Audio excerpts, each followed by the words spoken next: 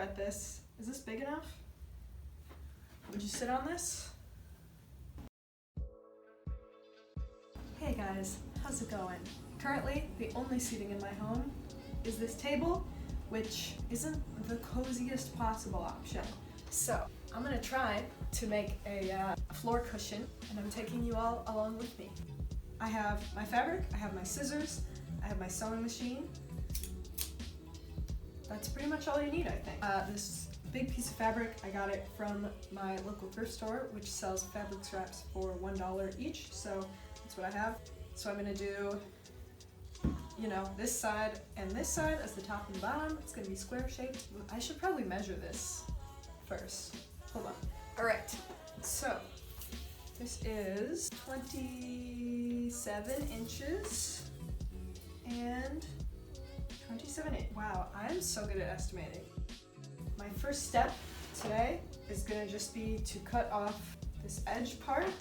So we're gonna cut it right here at 27 inches. So we have this edge trimmed off, and now we have this giant rectangle that can be folded into a square.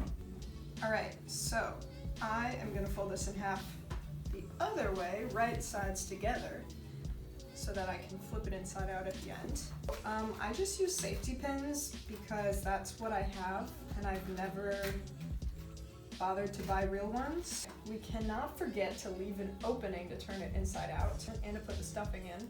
And because this fabric is pretty stiff and thick, the opening might need to be a little bigger because it's not just gonna like smoothly turn inside out. I'm gonna put a pin to remind me where to stop sewing, because otherwise I'll just go on autopilot and sew the whole thing. Okay, so now we're gonna start sewing. Alright, I'm just gonna do a straight stitch for this because like this fabric's very sturdy. It's not gonna be worn or washed or anything. So I'm not really worried about the edges fraying. And I'm doing it about 1/2 inch from the edge. So we're at the corner, and now I'm gonna put the needle down so it stays in. Pick the foot up, and then just spin my fabric so that instead of ending a line and starting a new one, it's all one continuous line of stitching. All right, so I've reached my end point where I'm gonna turn it inside out. Remember at the beginning and end of your stitches to sew backwards and then forwards over top of it so that the stitches are secure, they won't come undone. Oh my god, these scissors are so bad because these scissors are simply not fabric scissors. That's the thing about them.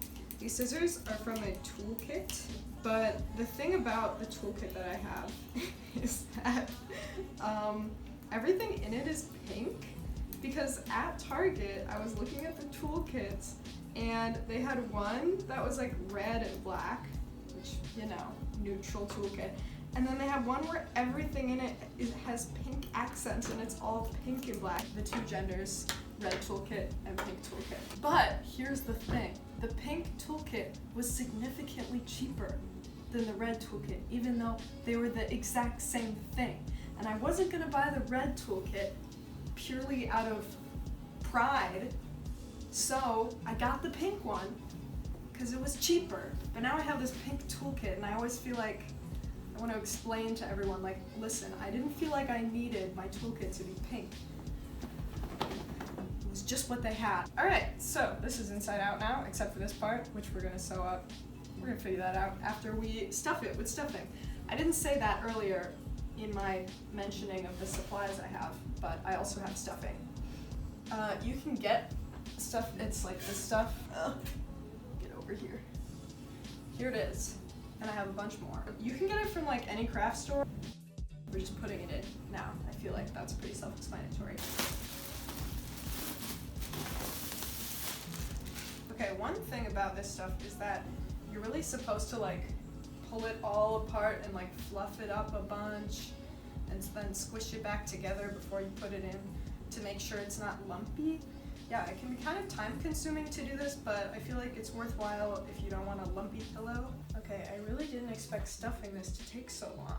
I'm trying to like take my time and pull all the fluff apart so that it won't be all lumpy. I don't know if it's working. I think this is sufficient. Now I have to sew this side closed, this little hole here. I'm gonna do it by hand, okay? I think that'll be subtler. Basically, I have this open part, so I'm folding these little edges in so that they match up with that part. I kind of want to try to just sew the inside layer so it's like completely invisible. I don't know if I have the skills for that, but I'm going to try it.